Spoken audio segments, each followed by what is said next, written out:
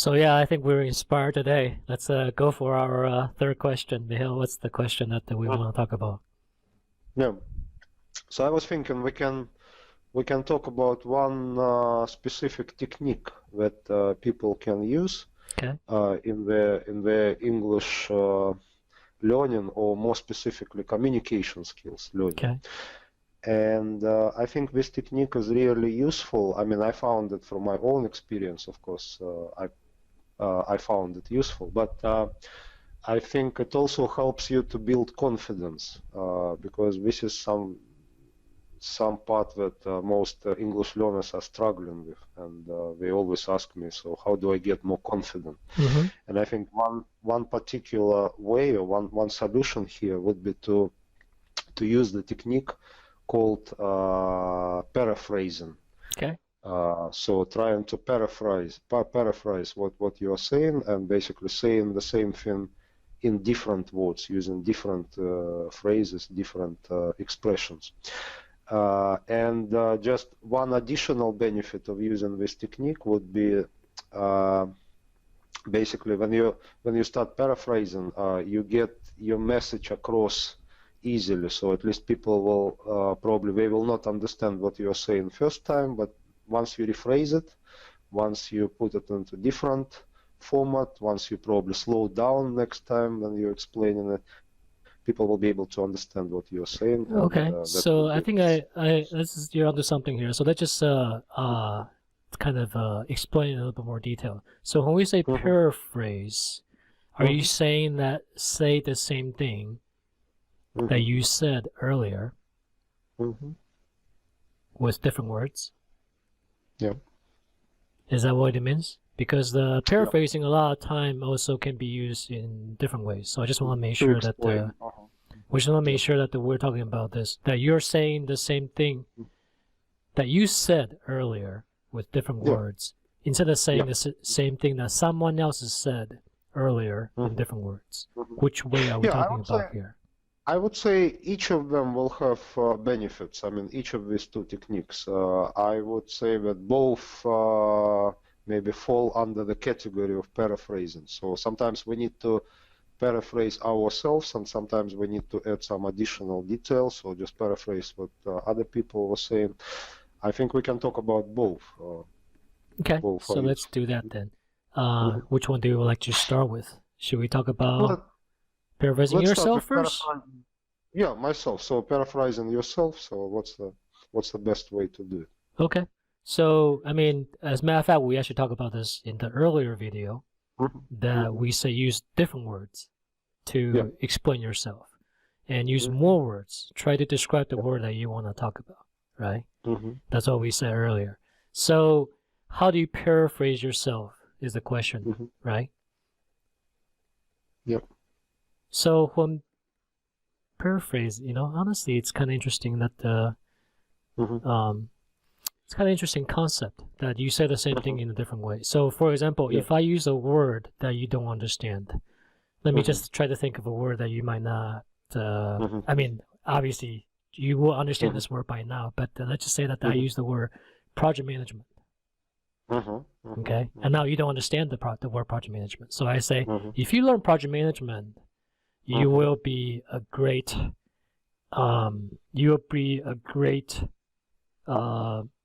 you'll be able to accomplish a lot of things. And you're like, I don't know what project management is. Now I need to find a way to tell you what project management is, right? So I say, okay, so if you learn the technique of trying to ensure that many things are coordinated, so that way they all come together and try to accomplish a single goal within a certain amount of time, then you will find that you will be able to accomplish a lot of things, right? So I just take one single word and I try to describe that word with other words. Right. And let me try again. So you can ask me the same question, and I will try to explain what project management is, just without preparation. I'm just sure. So if you learn project management, you will be able to accomplish a lot of things. Yeah.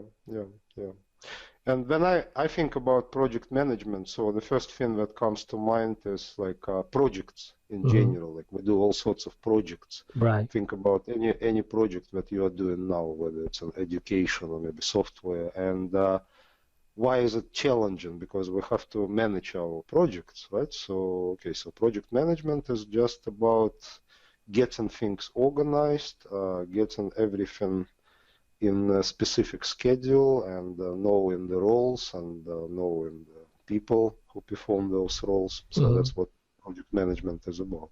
So just so that way that we're on the same spot, before you spend the time to learn project management, did you feel like you could have paraphrased that? No, I don't think so. I mean, I could, and maybe my answer wouldn't necessarily be very bad, but I think that now, of course, I understand a lot more about project management, so I'm more fluent on this topic, basically. Okay, that's fair. So just so I'm on the same page as you are, is what we've been talking about so far what you have in mind? Yeah. Okay. Yeah. So let's try a little bit more then. Let's try to think of some way that we can paraphrase things. I mean, for me, it can be a bit tough just because I'm kind of used to. All right. I can easily guide you in this case because basically I have a lot of cases from just my experience. Because very often, like let's start with simple examples. So Sure. you ask me a question that I don't have answer to necessarily. Like for example, like there are many different ways to define something. Like the one question could be, so what's your favorite food, right? And of course, I have many different types of food that I like. So it will be very difficult for me to actually answer that question straight. Yeah. So if you ask that question to a typical English learner, like for example, what's your favorite food? The answer will be like, food, huh? Food. So that goes on and on and on until you start asking me follow-up questions, right? So after that, I will start answering. So now maybe this is just a simple example, but I just wanna try to answer the same question in a more natural way, right? Okay. So of course I don't have the answer to this question. I have no idea like what is my favorite food. I to be honest, I even feel lazy to think about that because maybe it's not a critical question for me. Right? There is no stake in answering that question. But still I would try. So like, okay, what's my favorite food? Well, I don't know. I mean, I have so many different types of food that I eat every day. I don't know, like I like Japanese food. I like Russian food.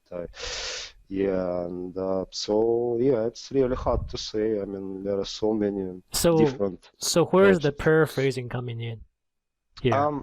Yeah, for me, it's in the like sort of instead of saying something like like you are trying to answer in a more natural way, even though you don't have the answer to that question. You are just saying things that go through your mind. I think I understand what you're talking about now, because I think that this is actually the interview technique. As a matter of fact, in interviews, this is one of the things that we use to kind of, what's it called?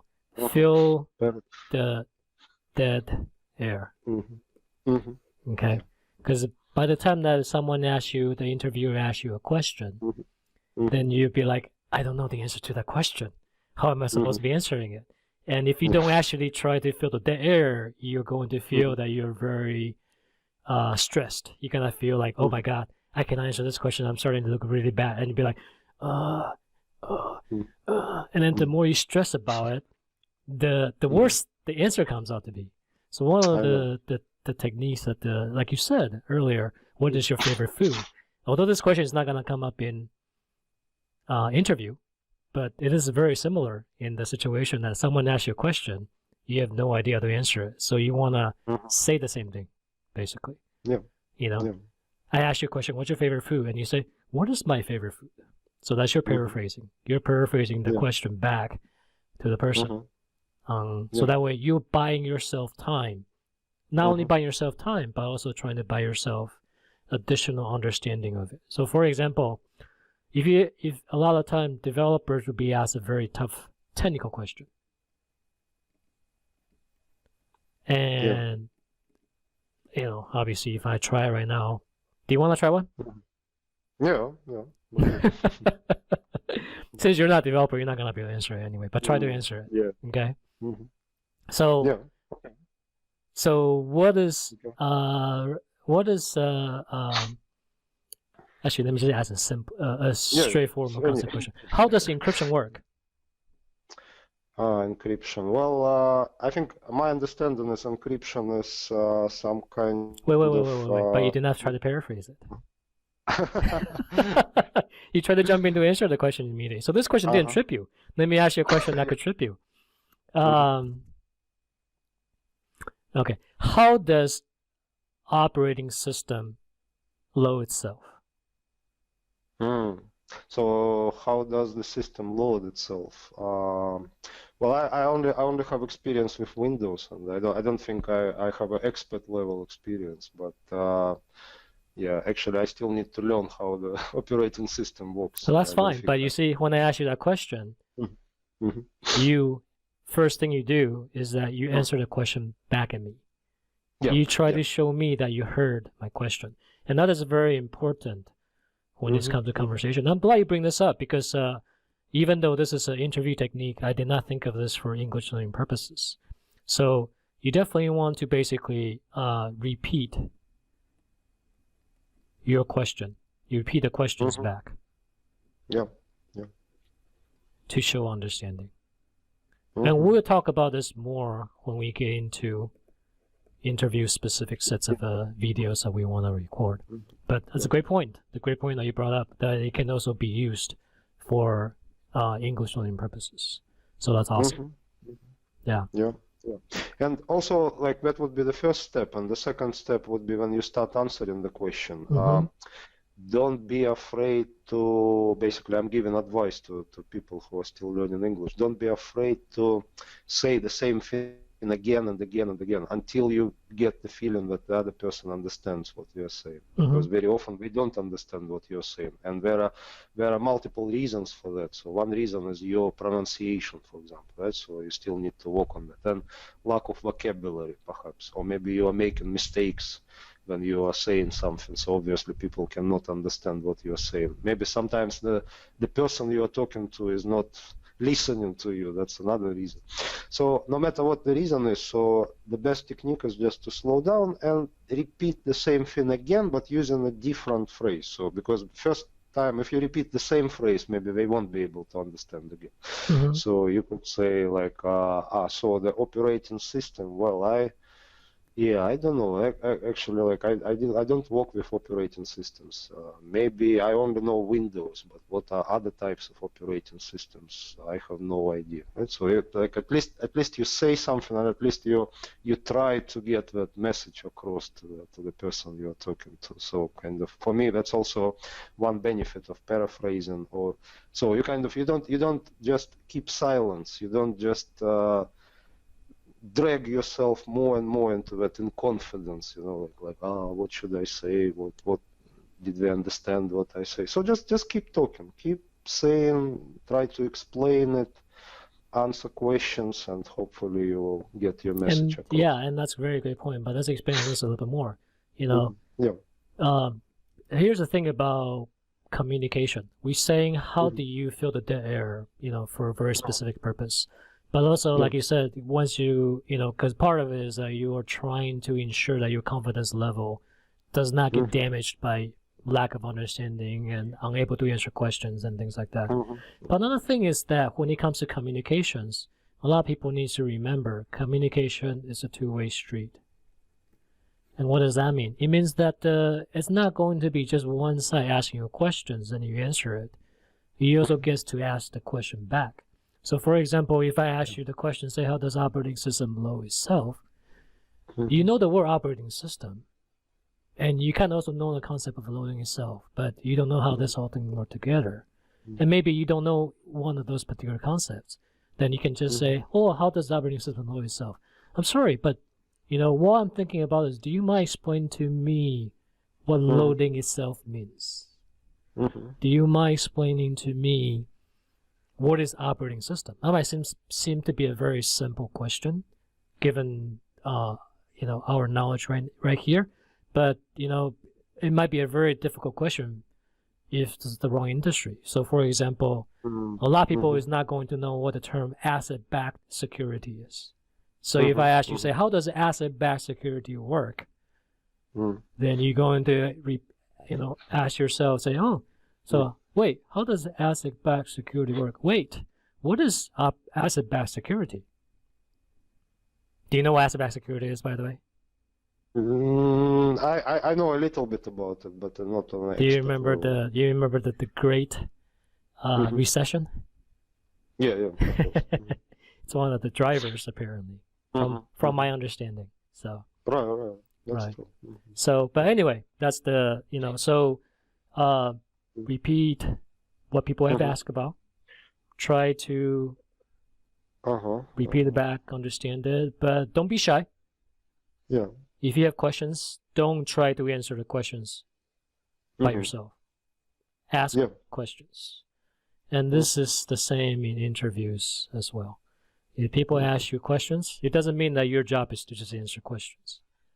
Yeah. You should also ask questions. Any questions that you don't understand, please ask. Basically.